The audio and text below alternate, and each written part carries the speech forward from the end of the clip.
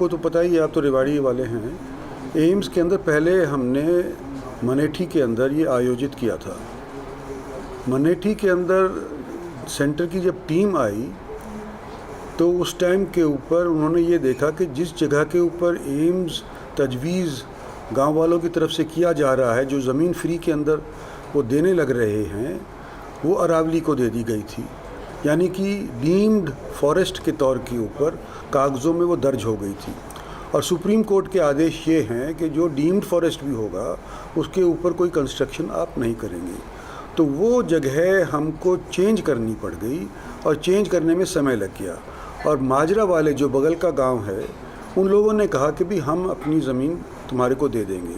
उसमें समस्या क्या हुई कि कुछ लोग अपनी ज़मीन देना नहीं चाहते थे और जितनी पूरी ज़मीन पंचायत की होनी चाहिए थी 200 एकड़, वो गांव के पास थी नहीं। तो हमारे को लोगों से रजामंदी के तौर के ऊपर ज़मीन ख़रीदनी पड़ी और इसके अंदर काफ़ी समय लग गया।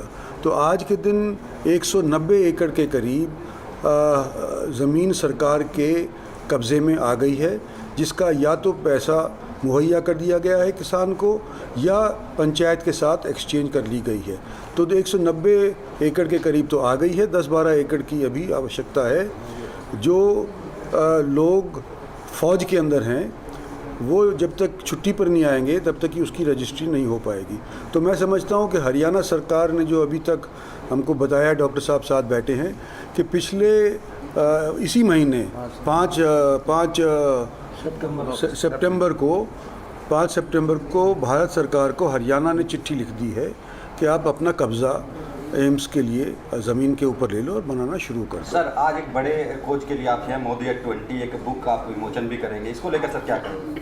देखिए, ये आज से 2-3 महीना पहले हमारे राष्ट्रपति जी ने इसका विमोचन किया था और देश के पहले ही कोई प्रधानमंत्री हैं जो बतौर या तो चीफ मिनिस्टर या बतौर प्रधानमंत्री 20 साल टप चुके हैं।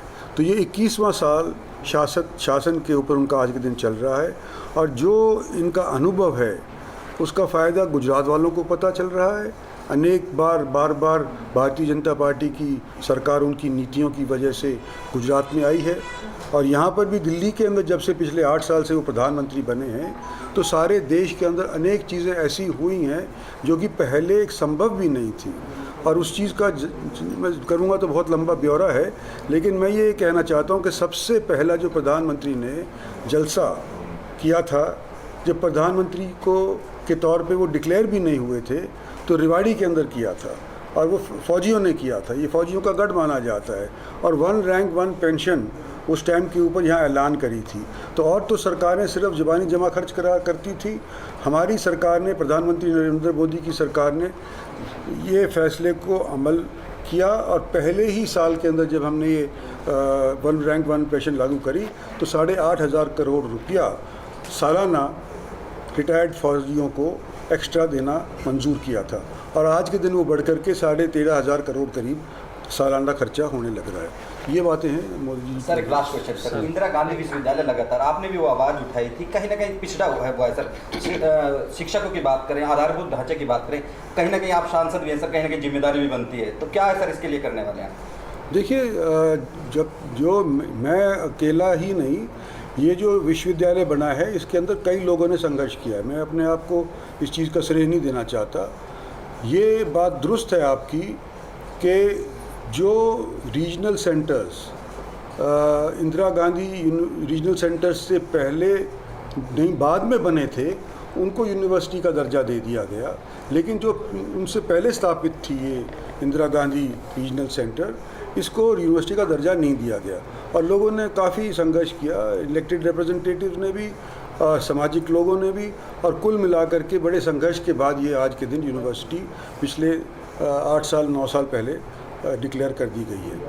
इसके अंदर फिर भी एजुकेशन का पैसे के योगदान का सरकारों की तरफ से, यूनिवर्सिटी की तरफ से और यूनिवर्सिटी की निस्बत कम मतलब पैसा मिला है, तो उसको दुरुस्त करने में हम लगे हुए हैं।